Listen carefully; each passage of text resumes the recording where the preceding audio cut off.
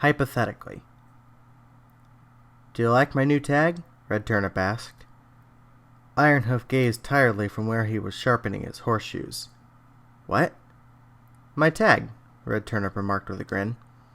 He sat alongside the wooden railings of Winthrow's platforms. After polishing a shiny brass name piece in the center of his leather armor, he proudly uttered, It's an alternative to the one I wore during our last trek. I think it'll bring us good luck. Ironhoof snorted. I think it sucks. You think everything sucks. That's why you don't get paid as much as Full Trot. Red, you don't get paid as much as Full Trot either. Yeah, but at least I don't have a wife who hates my guts. You don't have a wife, period. Yep. Well, Red Turnip fidgeted, frowned, and kicked a few flakes of wood out into the misty air of the mountainside. Nice job becoming bat fodder last night. Hey, I held my own. Besides, I was half awake. Yeah, more like half dead.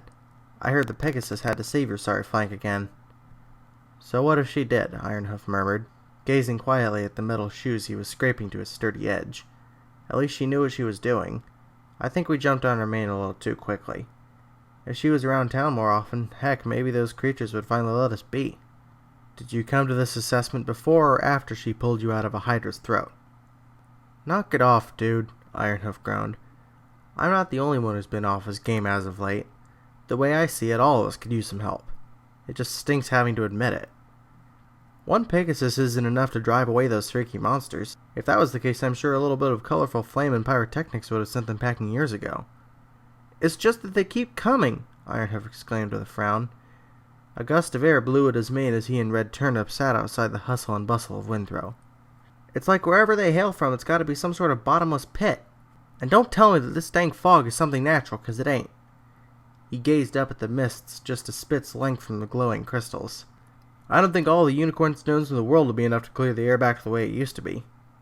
Say, Ironhoof. Red Turnip shuffled closer towards him and whispered in a low breath. You remember that village that we keep stopping by to the northwest? You gotta be a lot more specific than that, Red. You know the one. With the windmill and the creek and the wheat fields? Oh, yes. Sparkle Havens or some nonsense. It's got a remarkable cluster of mineral deposits along the hilltops to the west, don't you think? Maybe, Ironhoof murmured. In the ensuing silence he paused, then squinted curiously at his companion. Wait, are you thinking what I think you're thinking? All it would take is one expedition to dig in there, determine the quality of the rock, and then see if the land has any claim to it, Red Turnip remarked. You don't think I'd make that horrible of a neighbor, do you? It depends on how much you open your mouth, quite frankly.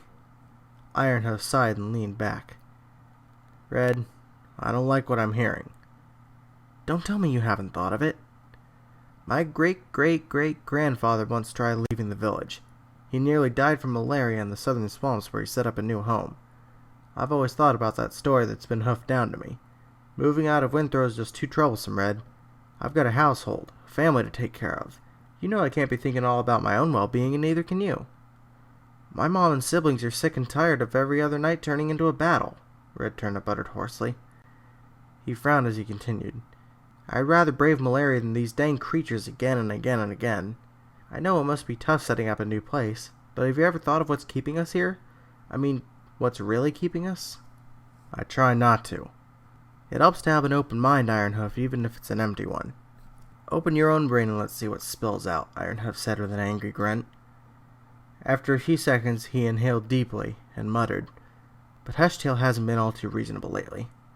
If he could at least, I don't know, give us an assessment of how terribly this village has actually fallen, I might at least be able to make a better career choice. If all of Full Trot's expeditions are failing to put an end to the creatures, then maybe I should be going back to the mines. Heck, I should bring my wife down there with me. It's probably safer there than on the surface.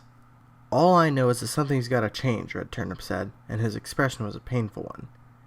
Because I really don't know what I'll do if one of my little brothers or sisters bites the dust. This town has cost enough as it is. I'm almost afraid to imagine what it could claim from us in the future. Well, it's nice to see that Slade Steed isn't completely full of it, at least, said the voice of Rainbow Dash. Both stallions bolted in their seats. They turned to see the blue Pegasus marching up and removing a hard hat from her skull. Hey, where's, Goldplate? What, you hungry? Red Turnip remarked, then chuckled. Oh, that's right. You don't eat meat. Go toss yourself off the side, Red, Ironhoof grumbled. He gazed up at Rainbow Dash. The little squirt's off doing goddess knows what in the town market. Why, something the matter? I'm beginning to think that asking that sort of question in this town is kind of beating a dead... well, you know. Rainbow Dash trotted past them. Sniff you 2 marsupials later. Pfft. Red Turnip rolled his eyes once she was gone. Friggin' Pegasi. I swear they think with their feathers.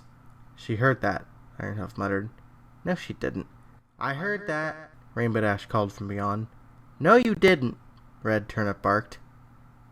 Ironhoof smirked for the first time that day.